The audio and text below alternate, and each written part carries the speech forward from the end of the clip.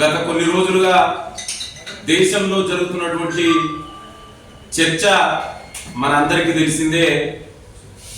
కేంద్ర ప్రభుత్వం నరేంద్ర మోడీ గారి ఆధ్వర్యంలో తీసుకొచ్చినటువంటి రామ్జీ చట్టం గురించి ఇవాళ విస్తృతంగా చర్చ జరుగుతున్నటువంటి సందర్భం మనందరికీ తెలిసిందే.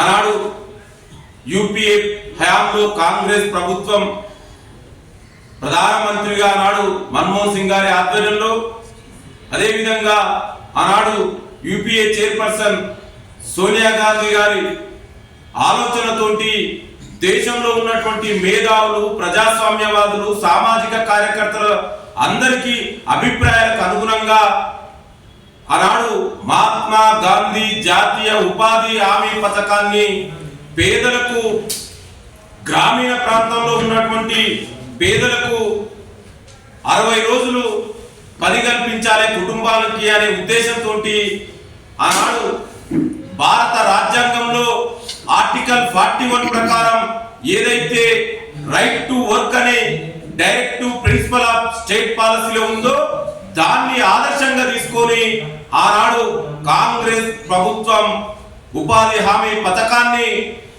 రూపొందిస్తే, మరి ఇవాళ బీజేపీ, ఆర్ఎస్ఎస్, నరేంద్ర మోడీ ఆధ్వర్యంలో ఇవాళ మన్రేగా పేరుని రామ్జీగా మార్చడం అంటేనే ఆనాడు ఇవాళ దానికి గతంలో పేద వర్గాలకు, ఎవరైతే పని కావాలనుకున్న వర్గాలకు ఇవాళ కేంద్ర ప్రభుత్వం ఇవాళ డైరెక్ట్ గా పంచాయతీలకు నిధులు ఇస్తే ఆ పంచాయతీలే స్వయం ప్రతిపత్తి గల పంచాయతీలు ఆ పేద వర్గాలకు, ఎవరైతే పని కావాలనుకున్న వ్యక్తులకు పని కల్పించేది.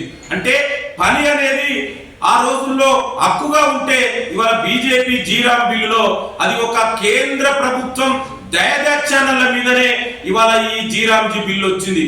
అదేవిధంగా గతంలో రాష్ట్ర ప్రభుత్వాలు, అదేవిధంగా కేంద్ర ప్రభుత్వం కాకుండా స్థానిక సంస్థలకు అధికారం ఉండేది. స్థానిక సంస్థలే ఎక్కడ పని చేపియాలి, ఏ పనిని మొదలు పెట్టాలి అనేది పంచాయతీలు నిర్ణయం తీసుకుంటే ఇవాళ ఢిల్లీలో ఉన్నటువంటి నరేంద్ర మోడీ గారు ఇవాళ నిర్ణయిస్తారు. ఎంత దౌర్భాగ్యం అండి! ఇవాళ కేంద్ర ప్రభుత్వానికి ఏం తెలుసు, ఏ విలేజ్ లో ఏ పని అవసరం ఉంది, ఏ పని ఎప్పుడు చేయాలనేది ఇవాళ అక్కడ ఉన్నటువంటి స్థానిక సంస్థ తెలుస్తుంది తప్ప ఇవాళ కేంద్రంలో ఢిల్లీలో ఉన్నటువంటి వ్యక్తులకు ఏ విధంగా తెలుస్తుంది? ఆనాడు కాంగ్రెస్ పార్టీ స్థానిక సంస్థల్ని బలోపేతం చేయాలని 73rd, 74th అమెండ్మెంట్ ద్వారా స్థానిక సంస్థలకు రాజ్యాంగ ప్రతిపత్తి హోదా కల్పిస్తే ఇవాళ బీజేపీ ప్రభుత్వాలు ఆ స్థానిక సంస్థలకు ఉన్నటువంటి రాజ్యాంగ ప్రతిపత్తిని ఇవాళ కాలరాస్తున్నారు. అదేవిధంగా ఆనాడు కేంద్రంలో జాతీయ ఉపాధి హామీ పథకానికి 100% నిధులు కేంద్ర ప్రభుత్వమే భరించేది. మరి ఇవాళ రామ్జీ బిల్లులో ఇవాళ 60-40% గా, అంటే 60% కేంద్ర నిధులు, 40% రాష్ట్ర నిధులు. ఇప్పటి